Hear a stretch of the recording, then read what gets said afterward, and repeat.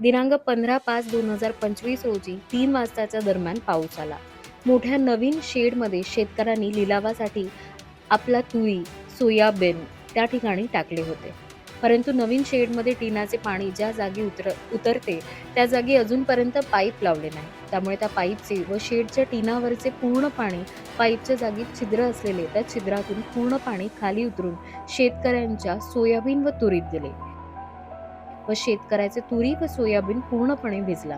2-3 दिवसापासून पावसाचे येणे जाणे सुरू आहे.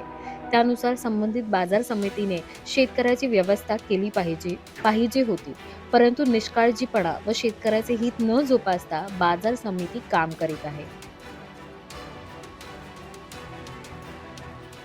15/5/2025 रोजी संध्याकाळी 3:30च्या दरम्यान पाऊस आला.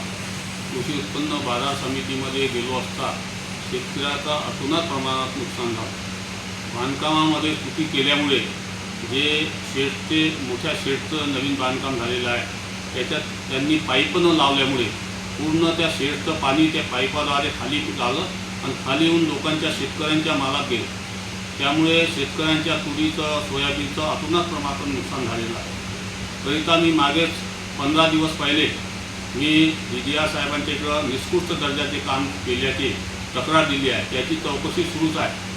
ते आता निष्पन्न झालं आहे की यांनी चुकीचे कामं केले, त्यामुळे आज शेतकऱ्याचं अतोनात प्रमाणात नुकसान झालेलं आहे. हे निर्देशनात आलेलं आहे. वारंवार 3 दिवसापासून पावसाची उघडझाप सुरू असल्यावर शेतकऱ्याचे हित जोपासून संबंधित बाजार समितीने त्यानुसारच त्यांनी शेतकऱ्याचा माल शेडमध्ये ठेवला पाहिजे होता. परंतु तसे न करता व्यापाऱ्याचे माल पुष्कळ प्रमाणात तिथे भरलेले आहे व शेतकऱ्याच्या मालाला जागा नाही. अशा प्रकारे शेतकऱ्याचं नेहमी नुकसान कृषी उत्पन्न बाजार समिती करत आहे.